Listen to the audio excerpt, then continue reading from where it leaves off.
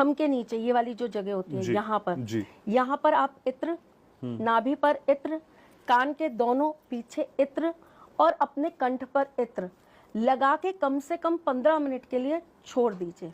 उसके बाद आप स्नान कर लीजिए।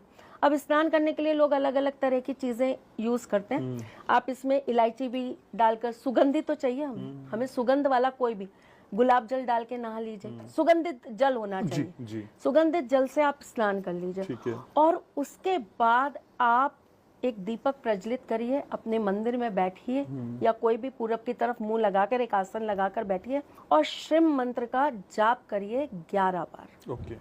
लगातार ये चीज आप 21 फ्राइडे कर लीजिए, आपका शुक्र अच्छा होना चालू हो जाएगा। जो आप खाना खाते हैं ना, बहुत छोटा उपाय दे रही हूँ, चलिए ये थोड़ा सा मेरे ख्याल से लोगों के हिसाब से थोड़ा वैसा हो जाएगा। शुक्र को सही करने का सबसे सरल, सबसे इजी तरीका बताती हूँ। आप खाना खाते, रात का नहीं, दिन का खाना, दिन के खाने के बाद आप इतने से चावल जरूर खाइए चीनी मिलाकर, चाहे 1 चम्मच ही सही। अब किसी को कोई दिक्कत है, भाई नहीं पसंद मीठा, कोई नहीं खाता, मेरे जैसा आदमी बहुत मीठा नहीं खा सकता, इतना सा आप सिर्फ रेमेडी दवाई समझ के खा लीजिए। 1 चम्मच चावल, उबले हुए चावल, छुके हुए नहीं चाहिए। मैं गृहिणी हूँ तो आपको ये भी डिफरेंशिएट करके बता रही हूँ, गृहिणी होने का एक औरत का एस्ट्रोलॉजर होने का ये भी बहुत बढ़िया फायदा है। देखिए कितनी अच्छी बेनिफिट मिला। तो हमें यहाँ पे उबले हुए चावल चाहिए, छुके हुए चावल नहीं चाहिए, है ना। जीरा राइस नहीं, नॉर्मल बॉइल्ड राइस वो ले लीजिए। 1 चम्मच उसके अंदर चीनी मिलाइए और वो खा जाइए। आप ये करके देखिए, लगातार 21 हफ्ते ये कार्य करिए, कम से कम शुक्रवार शुक्रवार करिए, रोज नहीं कर पाते तो ठीक है। आपका शुक्र वास्तव में अपने आप मजबूत होना स्टार्ट हो जाएगा। अच्छा, त्रिशला चतुर्वेदी रेमेडीज तो बताती हैं, भ्रम भी दूर करती हैं। मैम, बहुत सारे लोग शुक्र को मजबूत करने के लिए कहते हैं कि अपने गुप्तांग पे दही और दूध लगाइए।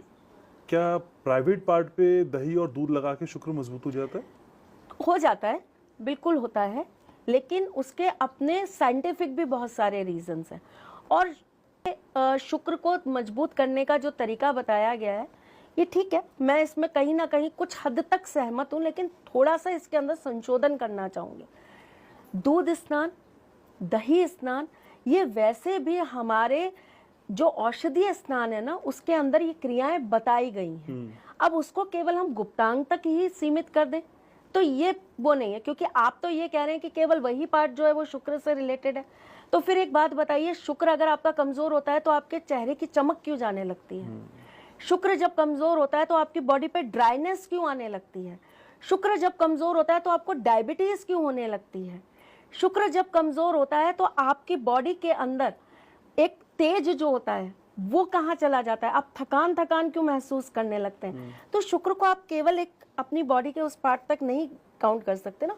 तो दही स्नान करना चाहिए शुक्रवार के दिन, पूरे बाल्टी में ही पानी डालिए दही और स्नान करिए, बहुत बढ़िया रहता है, बहुत अच्छा रेमेडी है। दूध का संबंध हम